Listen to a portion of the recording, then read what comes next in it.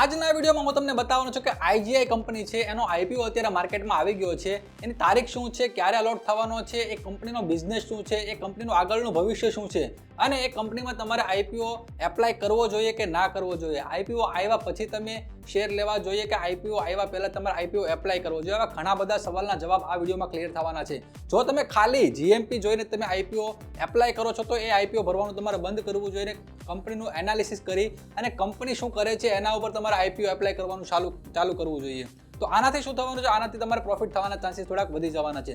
તો complete analysis કરેલો video તમને આ ચેનલમાં મળી જશે. જો તમારે આઈપીઓ રિલેટેડ કે પછી સ્ટોક માર્કેટ રિલેટેડ તમારે કોન્ટેન્ટ જોવું છે તો ચેનલને સબસ્ક્રાઇબ કરી શકો છો. વિડીયો તમને ગમે તો વિડીયોને લાઇક કરજો અને તમારા ફ્રેન્ડને શેર કરજો જેને પણ આઈપીઓ ભરવા છે અને એનાલિસિસ કરવામાં એને કંટાળો ચડે છે. તો દોસ્તો આઈપીઓ તમને કમ્પ્લીટલી એનાલિસિસ કરેલું આ વિડીયોમાં મળવાનું છે અને એ પણ પ્રોપરલી કમ્પ્લીટલી એનાલિસિસ કરેલું મળવાનું છે. તો ચાલો દોસ્તો વિડીયોને શરૂ કરીએ.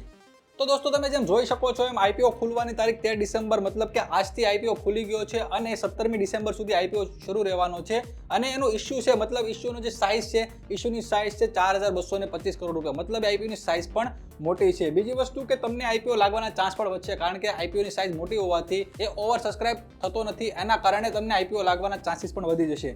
ત્રીજી વસ્તુ છે પ્રાઇસ બેન્ડ તમને 397 થી લઈને 470 રૂપિયા સુધીમાં તમને પ્રાઇસ બેન્ડ મળી જવાની છે અને 35 શેરનો તમારે લોટ સાઇઝ આવવાની છે. મતલબ તમારે 15,000ની આસપાસ તમારો આઈપીઓ એપ્લાય થઈ જવાનો છે.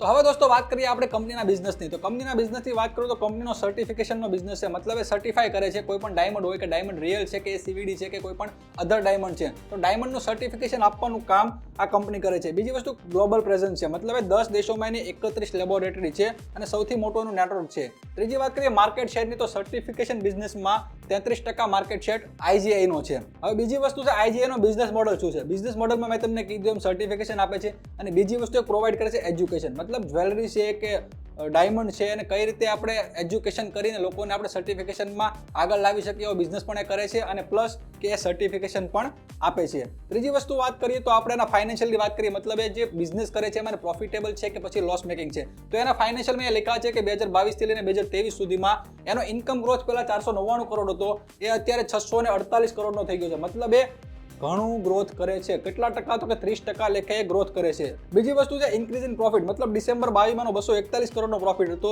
જે અત્યારે વધીને 324 કરોડ રૂપિયાનો પ્રોફિટ થઈ ગયો છે. એની વાત કરીએ તો 34% લેખે એને એક વર્ષમાં ગ્રોથ કર્યો છે. ત્રીજી વસ્તુ નેટવર્થમાં પણ વૃદ્ધિ થાય છે. જે 339 કરોડનો હતો અત્યારે 509 કરોડનો થઈ ગયો અને 50% લેખે એ ગ્રોથ કરે છે. મતલબ ફાઇનાન્શિયલ રિપોર્ટ પણ એના બહુ મજબૂત છે.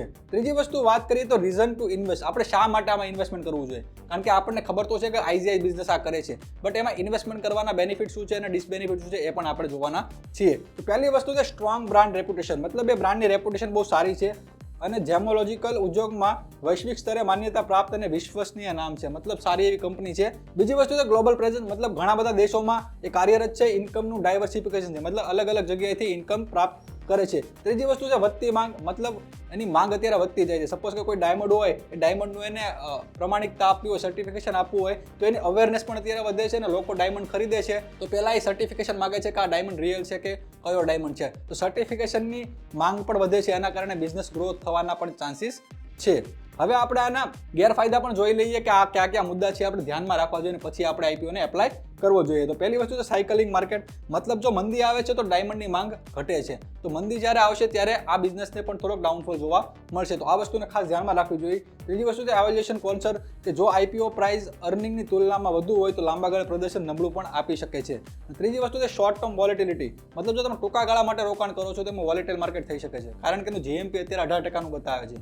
કદાચ આજે માર્કેટ 1-2% માઇનસ ગયું તો માર્કેટમાં જે 18% જીએમપી છે 18% જગ્યાએ 10% પણ થઈ શકે અને 0 પણ થઈ શકે. તો દોસ્તો જીએમપી જોઈને તમે જો આઈપીઓમાં ઇન્વેસ્ટમેન્ટ કરો છો તો બહુ મોટી ભૂલ છે. તમારે માર્કેટમાં પહેલાં એનાલિસિસ કરવાનું છે કે આ આઈપીઓને મારે એપ્લાય કરવો જોઈએ તો શા માટે કરવો જોઈએ અને જો હું પૈસા નાખું છું તો કેવી કંપનીમાં પૈસા નાખું છું. ખાલી જીએમપી ઉપર તમે ઇન્વેસ્ટમેન્ટ કરશો તો ઘણીવાર જીએમપી તો 0 પણ થઈ જશે. હમણાં જે કંપની હતી એસએમઈ આઈપીઓની તમને આઈડિયા હશે કે 100% એનું પ્રીમિયમ હતું એ 100% જગ્યાએ 50% પ્રીમિયમ ઉપર ટ્રેડ કરતું હતું. તો દોસ્તો ધ્યાન રાખીને આઈપીઓ એપ્લાય કરો, એનાલિસિસ કરીને આઈપીઓ એપ્લાય કરો અને એનાલિસિસ નથી કરવું તો મારી ચેનલમાં તમને બધા એનાલિસિસ મળવાના છે. ફટાફટ સબસ્ક્રાઇબ કરી દેજો. તો આ વિડીયોમાં એટલું જ. મળશું આવતા વિડીયોમાં. ત્યાં સુધી જય હિન્દ.